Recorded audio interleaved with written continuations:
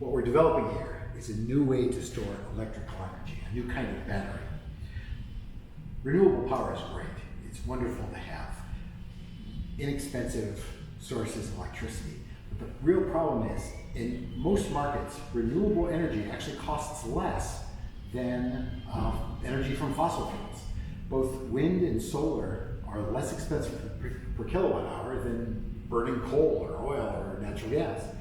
The problem is, even if the energy is free, the wind doesn't blow all the time, the sun doesn't shine all the time. You have to store that energy for when it's needed for the demand. You have to match the demand with the supply.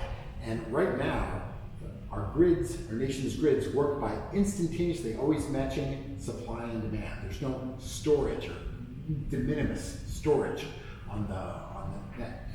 The problem is putting storage on actually costs more than making electricity from fossil fuels. So even if your energy generation was free from renewables, it costs more to store the energy than it does to just burn fossil fuels and make the energy on demand. Our system aims to reverse that, to make it cheaper to store energy than to use fossil fuels to burn. So, we're a battery. We store electricity. But we're not like an electrochemical battery that stores energy in chemistry. We're a mechanical battery. We store energy as good old 1/2 mv squared. Everybody learned 1/2 mv squared in high school. I mean, that's the kinetic energy of motion. And it's just that when v, you're the velocity, 1/2 times the mass times the velocity squared. When your v is really big, I mean like 3 times the speed of sound big, well then v is just huge. And that means v squared is, oh my God, it's just like, it doesn't take a lot of mass to store a huge amount of energy when you're moving at high velocities. The problem is, with high velocities, you have, moving systems, mechanical systems, you have bearing wear and all that other stuff. This design of this wheel has eliminated all of that. This system actually uses magnetic levitation. This rotor weighs 50 pounds, yet with a tiny little push of my finger, I can push it up and down. It seems like it weighs almost nothing. As I push it up and down, you can see it going rail to rail on that thing, on the graph.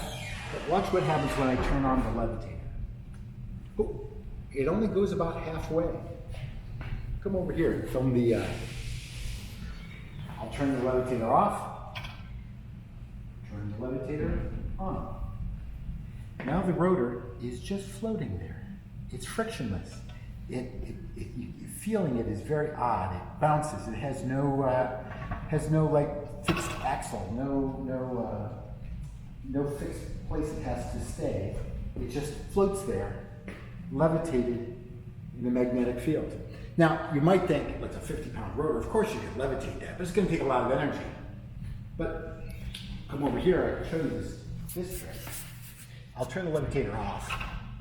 And with the levitator off, big surprise, the levitator takes 0 watts. No big surprise. But now watch when it turns the levitator on. 3, 2, 1, on, and oh, it took 30 watts there for just a second, but now, oh boy, now it's less than 2 watts, and now it's less than a watt. Less than a watt? How can you levitate 50 pounds on less than a watt of power? Well, remember that energy is forced through a distance. If something is just sitting there, standing there, not moving, well, there are forces on it, but there's no energy required. Just like this table can sit on the earth and push down with 100 pounds of force, and the earth pushes back with 100 pounds of force. That's a balance of forces. It doesn't take any energy for the table to stand there. We arrange the same thing here. The permanent magnets balance the force of gravity against the uplift of the rotor. And that lets this thing just sit there and float. Well, that creates a problem of its own now. That's great. It can go there, it can go around essentially frictionlessly, without wear, without weight. But now the problem is, how am I going to spin the thing up? I have to get there and try to accelerate it somehow. I can't put a wheel on there and spin it. Well, that's where the second innovation comes in.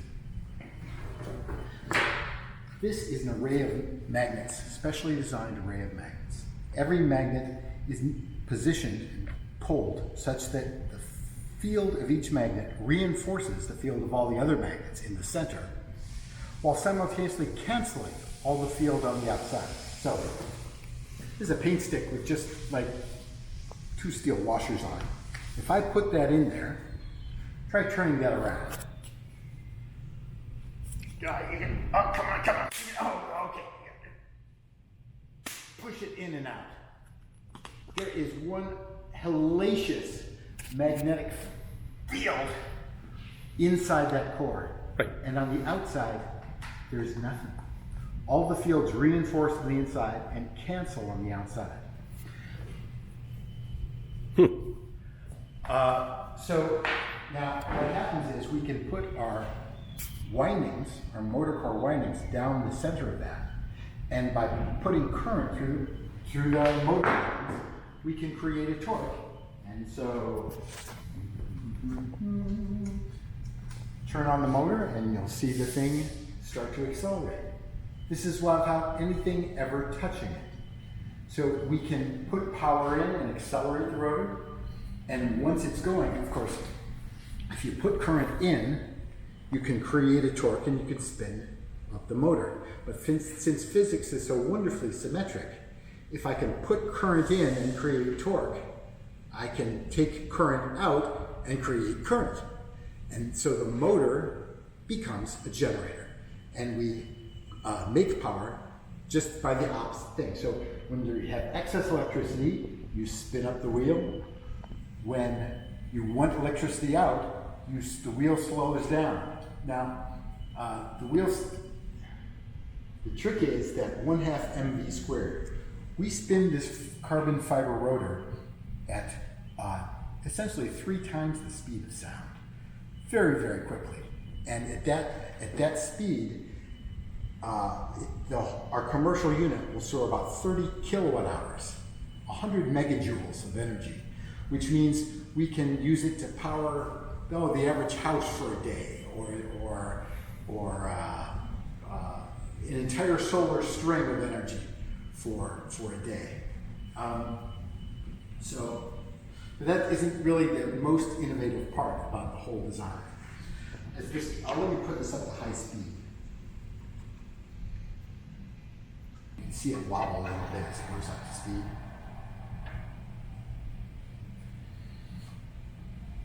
Okay, how did it wobble like that? Well, this is the amazing thing about this design rotor. Normally, anytime you have a high-speed spinning system, and I mean, people have been making high-speed spinning systems for a long time. We all, use hard disk drives that spin at 10,000 RPM. We fly on jet aircraft, which have, huge engines which spin at thousands of RPM. But the one thing that's in common with all those high-speed spinning systems is they are balanced to within an inch of their life. I don't mean balanced to the milligram, I mean balanced to the microgram. Because if you have even a small imbalance, it puts as the rotor goes faster and faster, it puts huge imbalance forces on the bearings. So for example, to rebalance, in the case of a passenger aircraft, you'll take that engine off after every 4,000 hours or so of operating time, and you'll pull the rebalance. Why rebalance? Because real materials, under the high stress of rotational things, they strain, they respond in non-ideal ways. And once they start stretching non-ideally, well, they go out of balance. Now, it's not just that. The wild thing about our system is we never balance our rotors. We take them as fabricated with modern techniques and just put them on there and spin them up. Now, the rebalancing doesn't save so much itself. But remember, it's not just its balance as manufactured, it's as the system undergoes stress and comes back down, and undergoes stress, comes back down, it's got to stay in balance all the time. As the system ages and cracks appear, and it's got to stay perfectly balanced as it ages. And that's normally been an impossible problem. We take care of that with a whole new conceptual idea. We realize that, well, if you go up in space and you throw a rotor over, let's say, off the space station, it sits there spinning, it'll tumble and wiggle around, but if you come back maybe 10 years later, you'll find that rotor spinning very, very stably around a single axis. Why?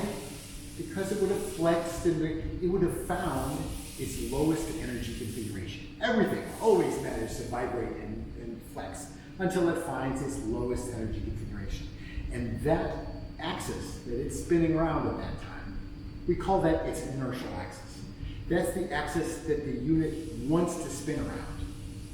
Up until this point, we have always tried to align an axle with that inertial axis. We try to balance the wheel so when it's spinning around this axle, its inertial axis is right on there. But the problem is, the inertial axis isn't always a constant. It moves, it migrates, not by a lot, just by 40 or 50 microns. But that's enough to create huge imbalance forces in the wheel, send your bearings out of thing.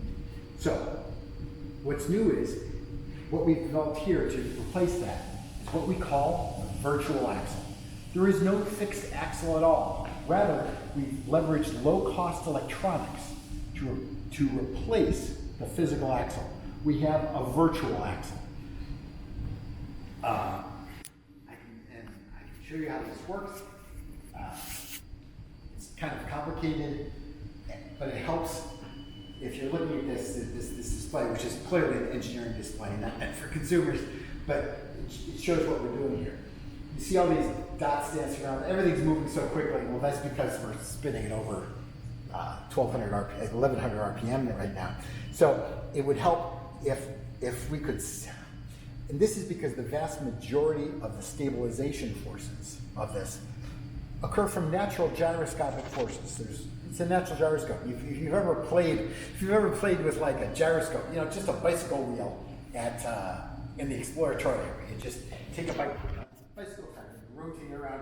You can like make yourself go around in an office chair as you tilt the axis. It's very odd feeling yourself. This is a 50-pound wheel spinning over 1,000 RPM. Its angular momentum vector is huge. It goes like from here to low Earth orbit. It really wants to stay spinning on its natural axis. How we figure out where that natural axis is a story of itself. What we can do here is I'm going to, we normally think of something spinning really, really fast, like 60,000 or something spinning 60,000 RPM. Oh my God, 60,000 RPM. Well, when you think about 60,000 rounds per minute, divided by 60, that's 1,000 times a second. Well, it's still just as fast, spinning around 1,000 times a second. But to a computer, 1,000 times a second, that's a kilohertz. That's down in the audio range. That's so slow, the computer's, okay, wake me up when you've come around another degree. I'm gonna like go calculate some prime numbers, play some Sudoku.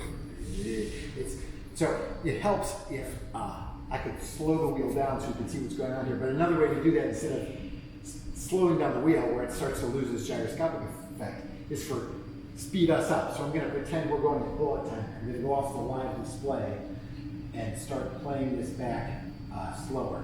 Slower, slower, slower, slower. Now you see kind of more what like the computer's seeing. You see the rotor going around.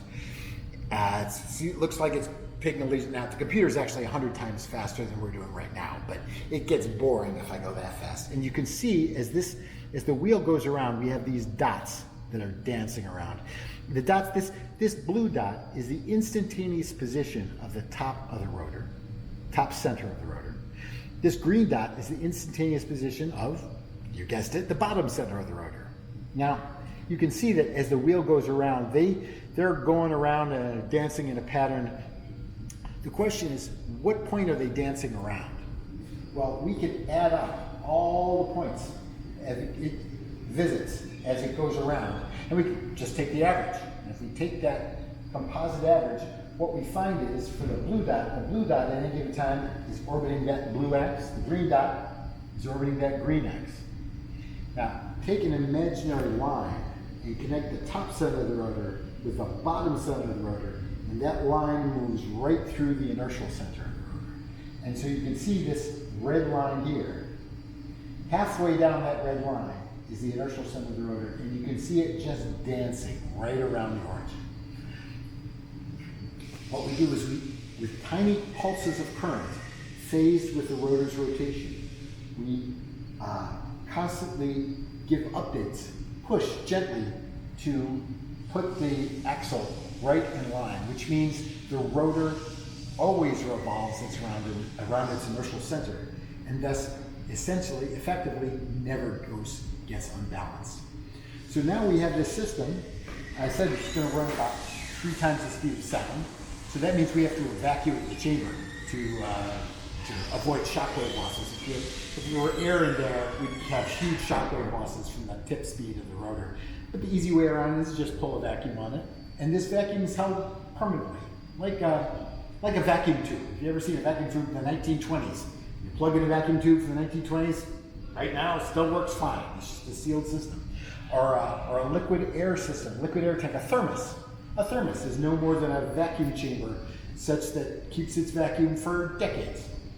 So we evacuate the system, and then the rotor floats magnetically, spins magnetically, and has no wear or contact with anything in the unit. As a result, there's no wear, there's no balancing issues, there's no energy loss. I should say no energy loss. Left to itself, our system will spin down over about 2 weeks.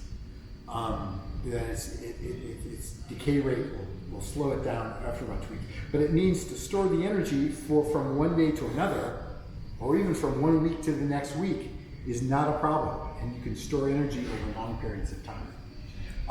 It also means that our whole inertial battery, our whole kinetic battery system, has one moving part.